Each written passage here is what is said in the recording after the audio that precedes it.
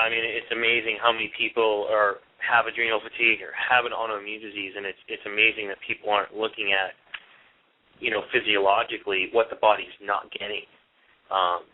And a lot of the times, like you say, it's people's meals are either fat deficient or protein loaded. A lot of times, carb deficient, meaning the wrong types of carbs or sugars per se.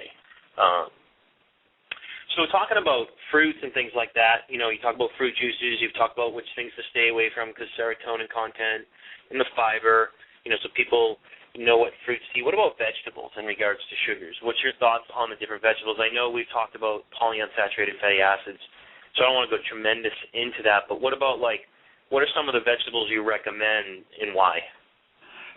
Well, the low-fiber, low-starch things, there are a few of them that are called vegetables. For example, small summer squash. They're actually fruits, but since they are they end up more starchy, they're usually thought of as a vegetable. But if you eat a tender summer squash with some butter, the small amount of starch in it, if it's well cooked and eaten with butter, it's very similar to eating fruit. High potassium content, high magnesium. So would you say that most of the vegetables you recommend are either very close to the ground or even below the ground?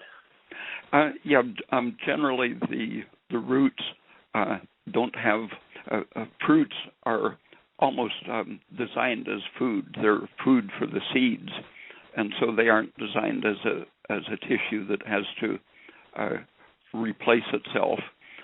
Like the leaves are part of the energy factory of the plant, and the roots are essential, but they're protected against grazing animals, for example, and so they have antifungal chemicals more than anti-grazing animal chemicals. And so aside from those mild toxins that are mostly directed at bacteria and fungus, the roots are pretty free of the plant defensive toxins. And so if they're cooked, for example, young turnips and young potatoes that haven't maximized their starch production, eaten with butter after being thoroughly cooked, are pretty safe.